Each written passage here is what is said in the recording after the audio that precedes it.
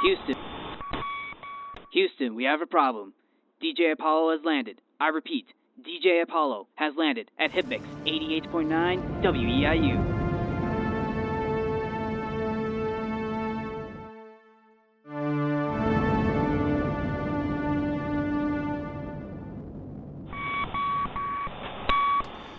Welcome to the Tales of Music and Film podcast, and I am DJ Apollo, and in today's episode, we're going to be doing something a lot different. This will be my official first rant, if you will. So for all you who don't know, I'm really passionate about film, and it is very rare for me to get mad about certain movies.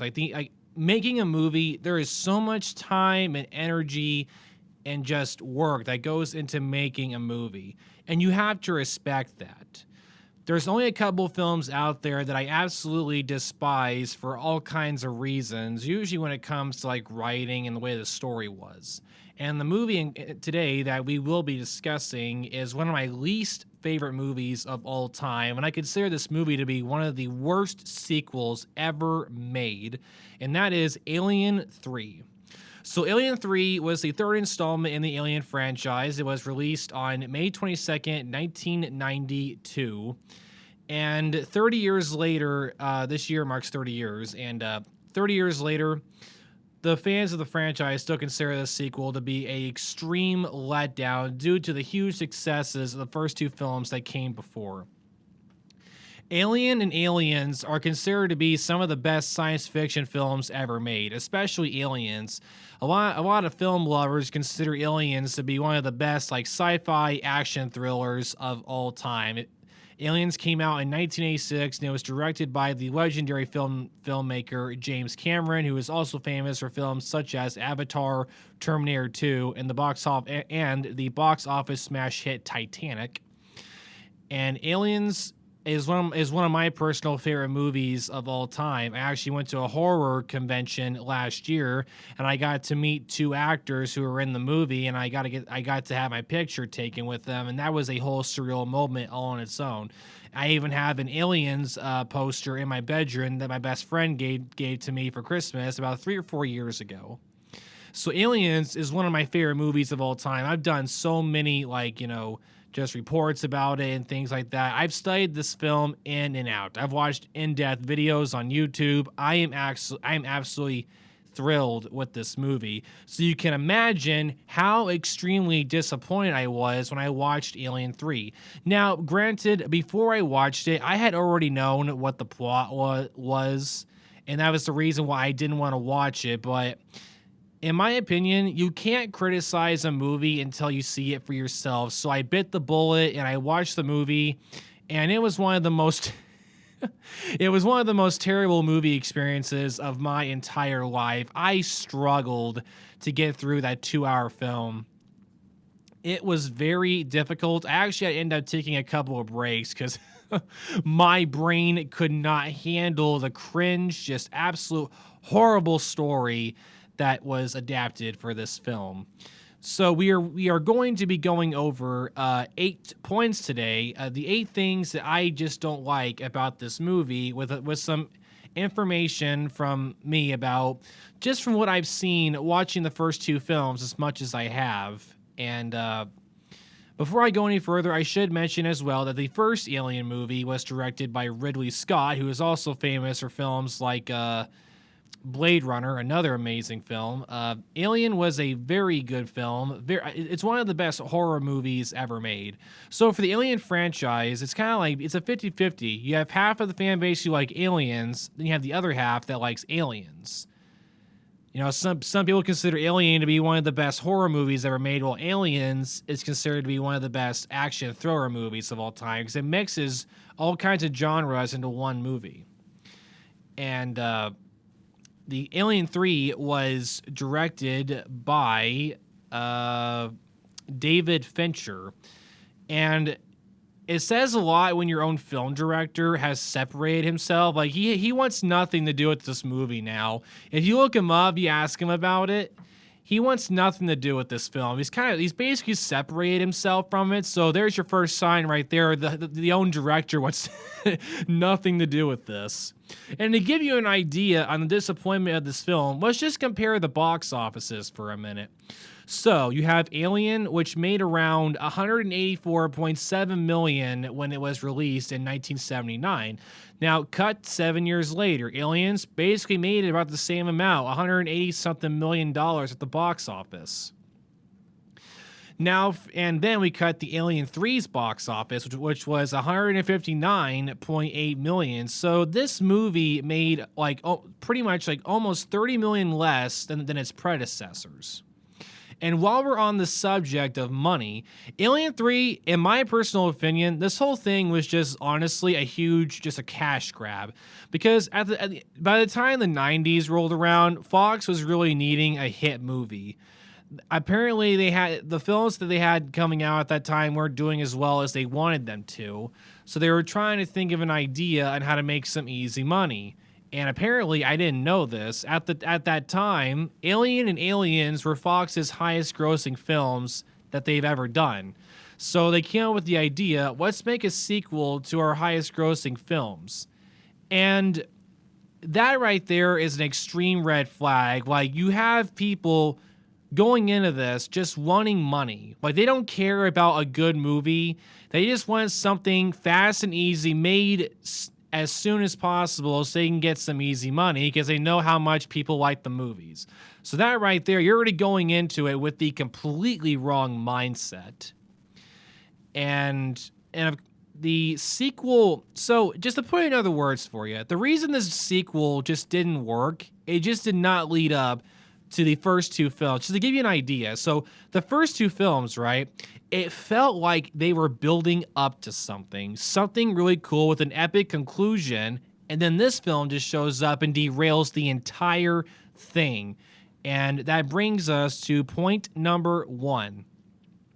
Killing off important characters. So, to give you a little recap for you, the main character of this franchise is Ellen Ripley, played brilliantly by the legendary actress Sigourney Weaver, who has been in way too many hits to count, some of them being like Avatar, the Ghostbusters movies, just a long list. She's had a very good, successful career. And she became the first actress to get an Oscar nomination in a science fiction movie, which was Aliens. She is the only actress to get an Academy nomination for a science fiction movie. That says something about her acting right there. And the first movie, the basic plot is that her character Ellen Ripley is a part of a crew on a ship, and it's a crew of 7, and they're basically space truck drivers. They had a load of supplies that they were bringing back from another planet or something, and they were en route going back to Earth. Then they were woken up from their sleeper pods that they sleep in that keeps them from aging due to how long the trips take to different places. And their computer system tells them that the company they work for is sending them to a planet to check out a distress beacon. And they go there and they find this giant alien ship. And some of the crew go to check out the inside of the ship. 3 of them go in, and then they go down into the lower levels in the basement area, and they find this giant field of alien eggs. And one of the crew members goes to check them out, and one of them opens, and this giant creature jumps out of one of the eggs and attaches itself to the guy's face. They bring him back onto the ship, basically breaking the protocols of bringing a organism onto the ship, which is endangering the other crew members. And they operate on him trying to get it off, and then they can't get it off. Then they find out that this creature has acid for blood. So a few hours later, they come back, and the thing just came off his face for some reason. It just died for some reason. Then he wakes up, and the crew's like, oh, well, no big deal here. Let's go have dinner. So they're all eating, and then the dude starts having what looks like a stroke or a heart attack. Then out of nowhere, a creature comes popping out of his chest, and runs out and basically bursts out of his chest, right? Like, this scene is violent. And it runs off. The other crew members go to look for it. Then another crew member is killed. And the creature grew into this giant monster in just a couple of hours. And then throughout the movie, each crew member is killed trying to come up with a plan to get the creature off their ship. Then Ripley ends up being the lone survivor, and she beats the creature by trapping it outside and shooting it out into space.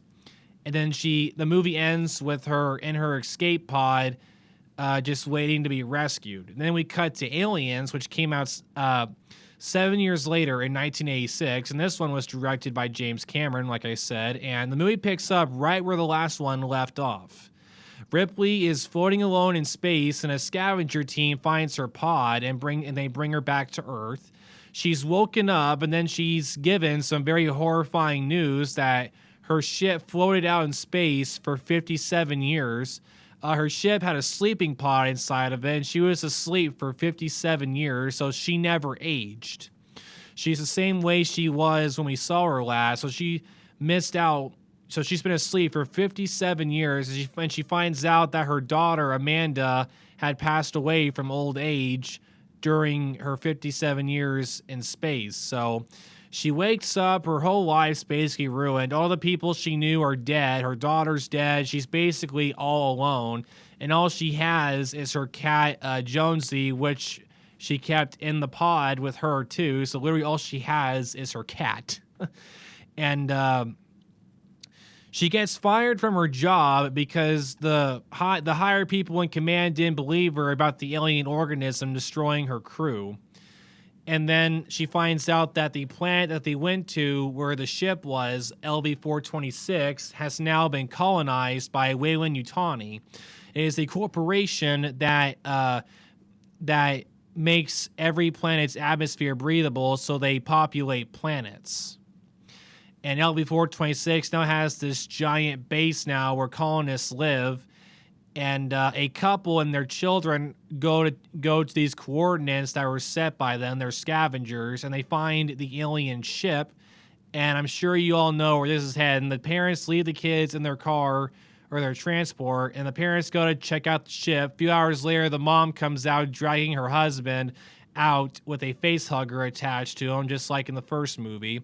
So you all know where this is heading. So obviously the mom brought him back to the medical facility, and then, chest burster comes out of the husband, becomes an alien. And then, now here's the thing though, this movie upped the stakes because now you have a colonization of people, which is over 3,000, mind you, and the alien organism got to all of them. So now there's 3,000 xenomorph aliens. Like, you thought one was deadly? Now let's go for thousands of them. So a military team is sent to go check out why they lost contact with the base. And Ellen's the only one who knows how this organism works. So she's given the opportunity to go with them to go check out the planet. So they go there, and they quickly find out that every member of the base have all been turned into xenomorph aliens, and they accidentally stumble into the hive where all the xenomorph are and all the eggs, and then over half the military team gets destroyed instantly, and then Ripley and the survivors are now trapped inside the base. So the rest of the movie is them trying to figure out how to get out of the base and escape, and blowing up all the xenomorphs and getting the heck out of there. And during this, they find one survivor of the base. It's the little girl that she's one of the kids that I told you about earlier, her parents who found the ship. So her parents and her little brother are dead, and she's the only survivor. She was living in the ventilation ducts. And her name is Rebecca, but her nickname is Newt. She's around 11, 12 years old. And her and Ripley bond over the course of the movie, and then the movie ends where Newt calls her mom. So Newt is Ripley's second chance now to raise a daughter. And the the relationship between them is what really made this movie for me. Just watching them bond is so awesome to see. It's an amazing story about Ripley getting a second chance. And also, we have another main character in this movie. He's basically the third main character. So you have Ellen Ripley, then you have Newt, and then Corporal Hicks. Corporal Hicks is the only guy out of the military squad not to die. He survives the movie. At the end of Aliens, the 16 main characters that the movie starts out with, only 4 make it. And it's Ripley, Newt, Hicks, then the anti-droid Bishop.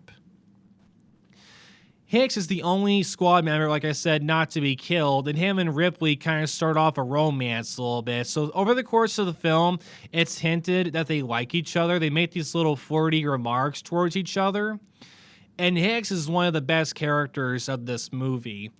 So the end of the movie, the 4 of them survive. They get back in their sleeper pods and on the Sulaco ship.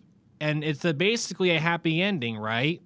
So it leaves things very open for a possible third film to pick up where things left off. And it leaves with a ton of stuff yet to be explored. And then Alien 3 shows up. So you remember all those things that you were hoping were getting more depth? Sorry, we're not going to do that. Which leads us, like I said, to our first point, killing off important characters. Within the first 5 minutes of Alien 3, Hicks and Newt are killed. Literally, the last 30 minutes of Aliens, Newt is captured by the aliens and taken to the hive to be transformed into a xenomorph. So Ripley goes back into the hive all by herself with a machine gun and a flamethrower duct taped together to go save her, and she battles the alien queen to save Newt's life. Like, the last 30 minutes is her saving Newt and getting back to the escape pod. The whole Aliens movie is now pointless. There is no reason to watch it now. First 5 minutes, they kill off 2 crucial characters in the previous film that had a lot yet to be explored about their characters. They're dead. No dialogue, no screen time, nothing. Within the first 5 minutes, it makes the predecessor completely unnecessary, no reason to watch it. And on top of that, the reasons for their deaths make no sense. So, Alien 3, it opens up. There are 2 random alien eggs inside their ship that were clearly not there at the end of Aliens.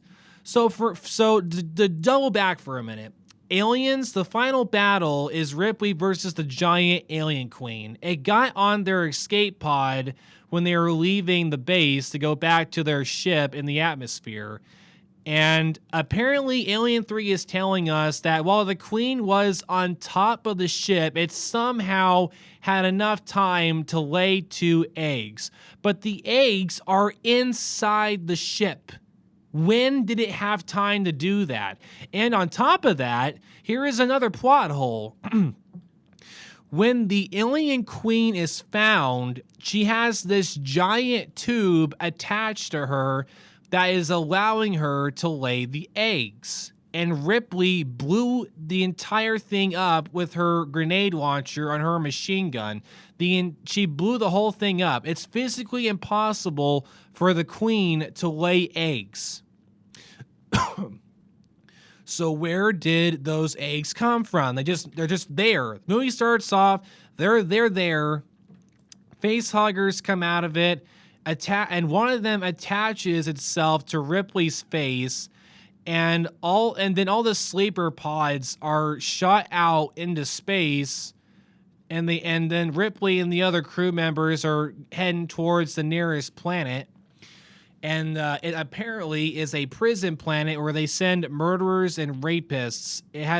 This planet, can't remember the name. It's a giant prison where they send prisoners to go live. And all the pods crash land onto the surface. Ripley survives hers, but Newt and Hicks are killed when their pods crash, and Bishop gets destroyed. So Ripley is the only character from the previous film in this one.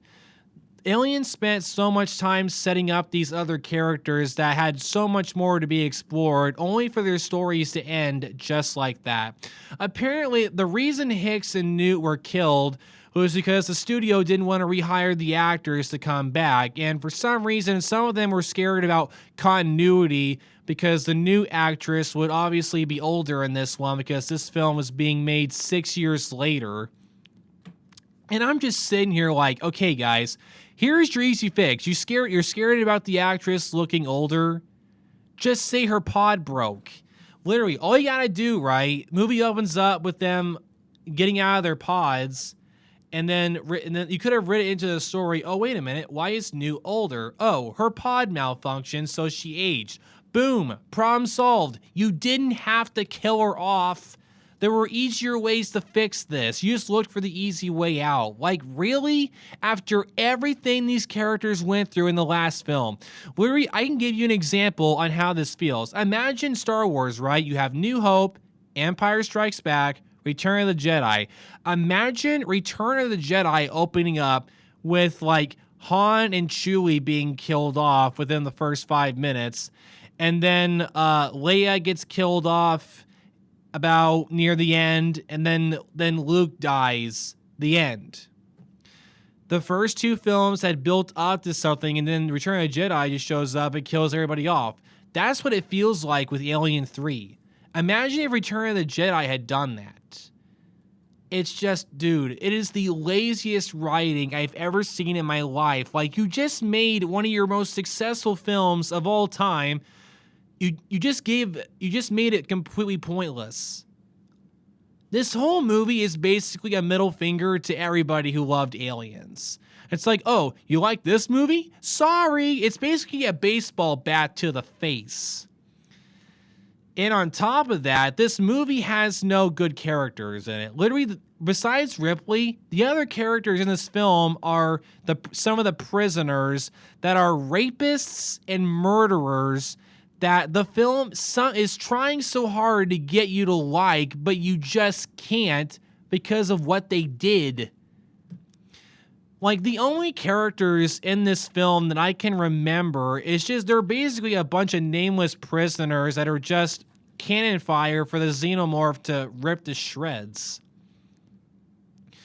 So, cast-wise, the only main characters that are worth mentioning, honestly, so you have Sigourney Weaver coming back to play Ripley again.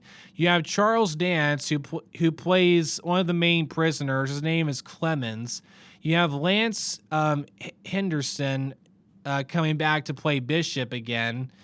And then you have Charles S. Dutton, who played another prisoner by the name of Dylan. They're literally the only ones that really are easy to remember. The other prisoners, you don't see them very much, and the xenomorph kills all of them really fast. And so Ripley crash lands on the planet, and she realizes the situation, and she finds the base, and the prisoners had already been to the other pods, so they brought Hicks and Newt's bodies back. And when Ripley sees their bodies, she's just like, oh, they're dead. She sheds like one little tear for Newt, and then that's it. You never see them again. Like, Ripley, why isn't she like bawling her eyes out right now? She just lost her, she lost a friend and a potential daughter, and she barely shows any emotion towards it. You know, it's sad, man. Forget the emotion. It's just like after everything she went through to save Newt's life, like Newt and Hicks are dead. This movie starts out on such a depressing note. The first 2 films started off, very like hopeful and stuff. This one opens up. It's just straight depression. It's just sad, man. Like Ripley's crying, looking at Newt's dead body. It's just like, why am I watching this? I feel sad and miserable right now. It's just giving off all the wrong vibes. Like, it's too early for this. And The only prisoner that gets the most the screen time is Clemens, and he gets killed literally within the first like 40 minutes. Ripley starts a love interest with him for some reason. They hook up. They hook up, and then right after they hook up, he gets killed. And you're like, what was the point of that? We just spent 30 minutes with these two connecting for some reason. You know, they have no chemistry. Clemens is probably a murderer who did some horrendous stuff back when he was younger.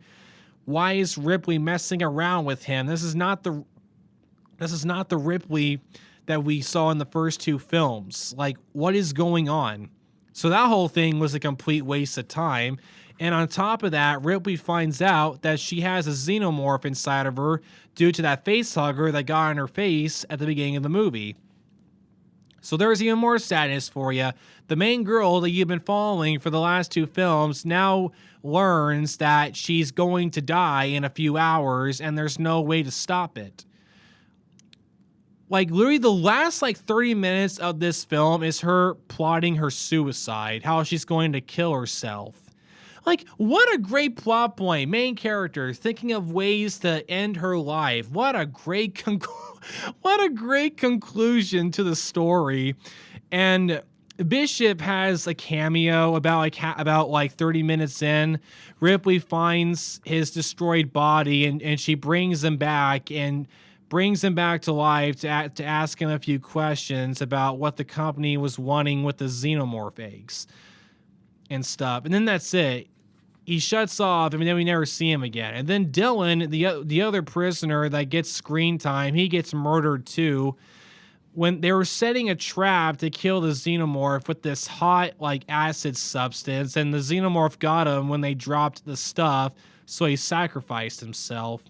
Though, the movie kills off the only prisoners that somewhat had character. Everybody else was just a bunch of random people for the xenomorph to murder so they can get that R rating in there. It's just, the first two films had such an amazing cast. Like, you wanted these characters to make it. When they get killed, you're just like, no, I was really wanting to make it. Alien 3, the characters, you're just like, whatever. You know Ripley's going to die. Like, there's nobody to care about. There's no reason to be hopeful or anyone to fight for. Everybody dies, the end. Like, this movie is just a complete depression show. Like, there's no reason to be cheering for anything. It's like, why are we supposed to be rooting for these prisoners?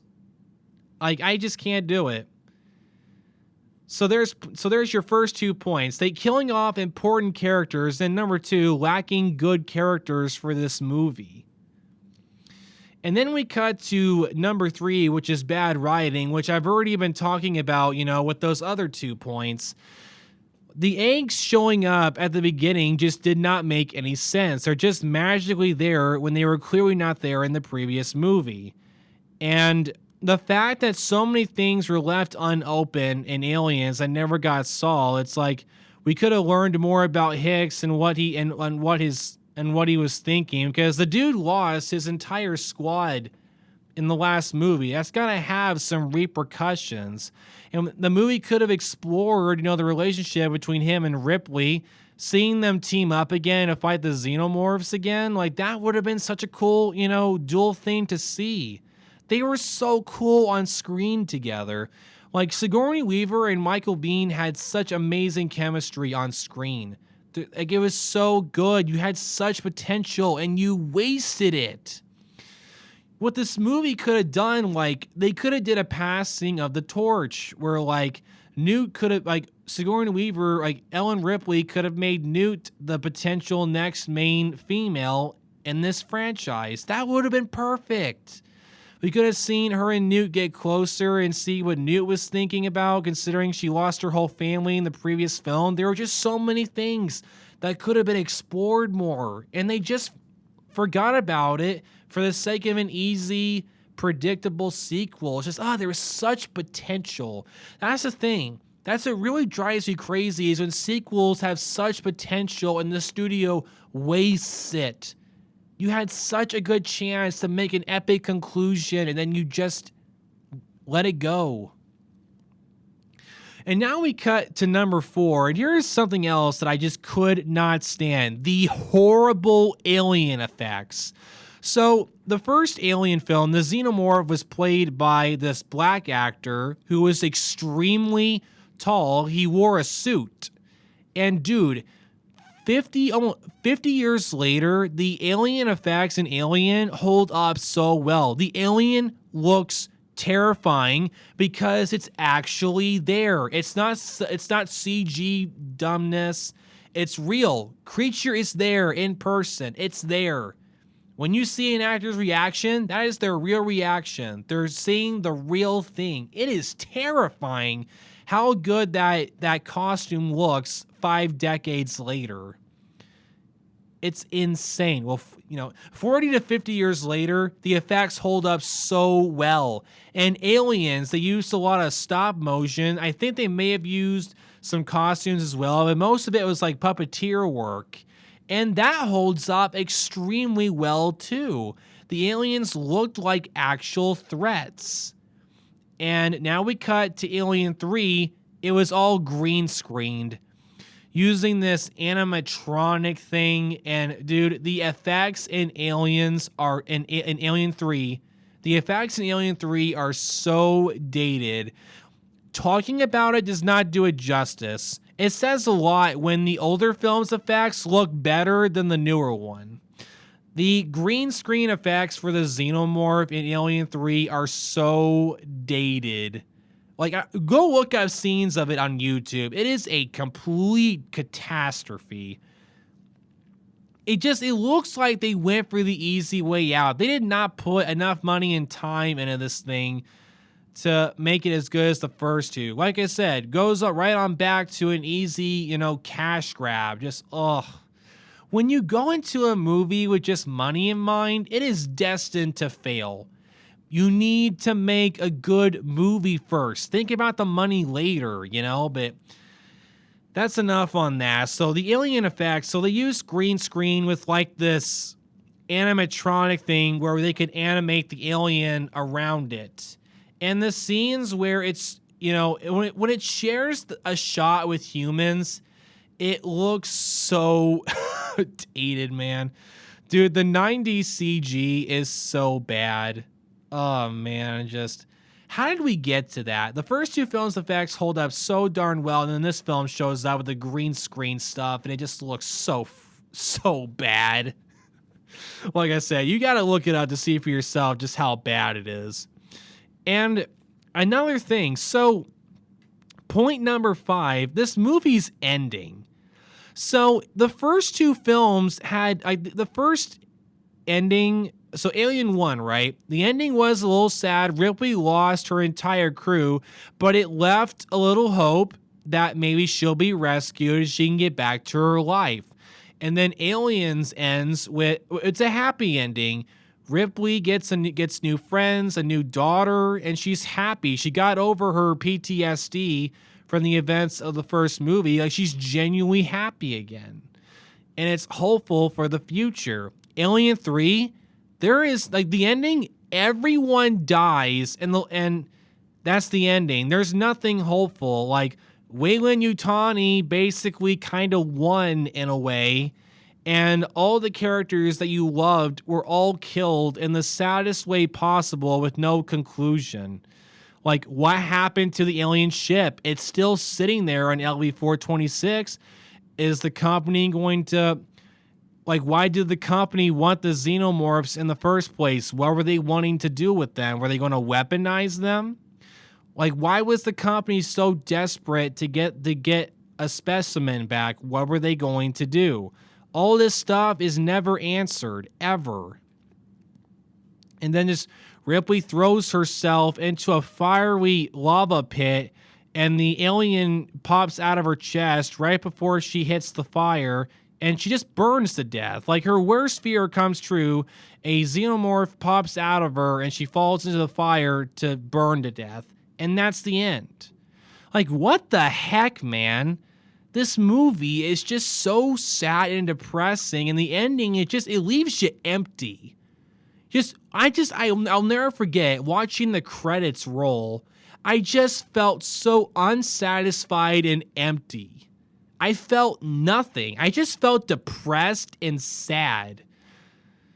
And not in a good way. The film didn't have like an important message. Like the first film's message is like, even when all hope is lost, you can find the strength to keep going. Ripley was all on her own and she beat the creature. Always stay strong, even when all hope is lost. Now, Aliens' theme was more like, there's always a second chance in life. Life is full of surprises. Never give up. Keep moving forward. Like Ripley, beginning of the film, she lost everything, yet she got back into doing her job. She got her own apartment. She kept living life. She didn't let it stop her. She was a strong female character done right. And the movie was telling you, always keep going no matter how bad things get. Very good messages in the first two films. Alien 3 shows up. There's no important message in this.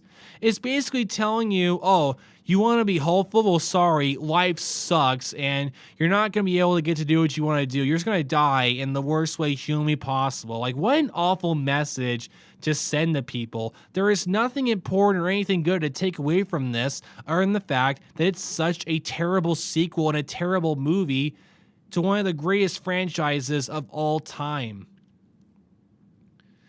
And on top of that, this movie just destroys everything the first two films were building up to, and it just didn't feel like an Alien movie to me. And that's the worst part. It didn't feel like it. It felt like your standard Friday the 13th film. So the Friday the 13th franchise, in a nutshell for you, each film has a main cast that you could not care less about. They barely get any screen time, and they're all just there just so Jason can all murder them in the most horrific way humanly possible. And all these main characters, they're all, teenagers who say and do pretty awful things, and you're wanting Jason to slaughter them. Like, you want them all to die horrendously. Like, you're not cheering for any of them. That's how it felt with Alien 3. It was just your stereotypical slasher film with no likable characters. Like, the Alien franchise was better than that. At least the first two films were. They had clever writing, clever characters, a clever atmosphere. I could go on for hours about how good the first two were. 3 just didn't have any of those components put into it. I really wish that they had gotten James Cameron back to do this one as well. He even said he'd love to do another one, but it would take him a while to get a good script written. Like, it took 7 years to get a sequel made, Like, it takes time. To say that this film was rushed was a complete understatement. Like, the studio interfered all the time with how they wanted this film to be because they didn't care about the movie. They just wanted some fast money. And the worst part is, so the script that they adapted was the complete wrong one that they should have chose. So apparently there was like 3 to 4 like different script ideas or screenplays, and the one they went with, they should not have picked. There is a screenplay that I wish that they had gone with. But luckily, it was turned into a graphic novel written by William Gibson. He turned one of the screenplays into a graphic novel. It's basically a giant book it's basically a giant thick comic book, and it adapts one of the other screenplays. So in this screenplay, Hicks and Newt are the main characters. Ripley, Hicks, Newt, and Bishop get rescued at the beginning they get rescued and they get sent back to the base facilities that we saw Ripley go to at the beginning of the last movie.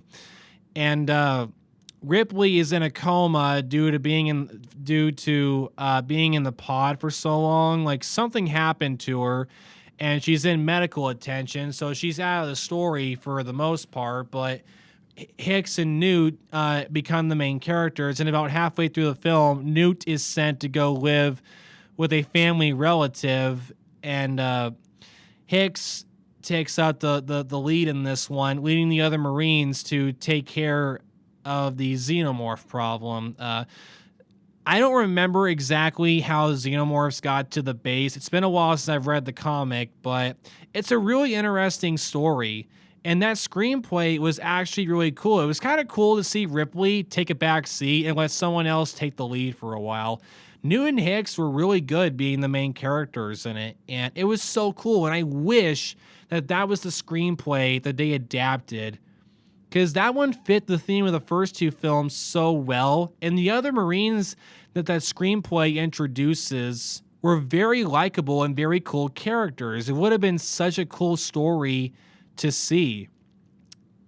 That screenplay basically had Alien and Aliens like intertwined, mixed together. So they mixed the first two films together, and I'm like, that is like the best way to make a third installment. Just take what made the first two films so good and mix it together. Like, how could you go wrong with that? That would be incredible. So the good news is that this screenplay was adapted into a comic book, and I consider that to be the Alien 3. It's really good. I highly recommend you look it up. You can get it off of Amazon for like $20-$30. And I'm planning on buying it at some point. It's really good. The detail in that comic is really good. And yeah, then that was point number 7. And point number 8, just like I said, this sequel is just a huge letdown. And with no important messages, and it just leaves you sad inside. But I've already talked about that enough. So really, those were all the main points about this film. It really just let me down. Now, a lot of fans, recently I've seen that this sequel has gotten a lot more love. Heck, my best friend, Jonathan, he loves Alien 3. Like, when we were younger in our teen years, him and I had fights all the time about, I'm like, dude, how can you like this movie? You know, like him and I would get into these huge, these huge arguments about it. It was kind of fun. It was hilarious looking back. But he likes this movie, and I respect his opinion. Like, if you like Alien 3, that's fine. This is just me talking about why I don't like it. And I never thought that I would do a rant video, but it's so funny to me. It's like, you want to hear me rant, just ask me about this movie. I can go on for hours about it, but I want to keep this episode brief and short, so I'm trying to keep my anger in check. But yeah, if you like this movie, that's just fine. I personally don't like it, but that is just my opinion. But yeah, those are the 8 points on this movie, and I just want to say that I hope you really enjoy this episode, and this will not be the last time you hear me talking about the Alien franchise. I actually have an idea for another episode I might do down the road, talking about a movie that we never got to see that would have been a cool idea to be turned into a movie. I might keep it in mind. I'm going to keep it a secret. I might use that topic for a later episode, but until next time, this is DJ Apollo here on Tales of Music and Film. You have an excellent day, and I will see you next time.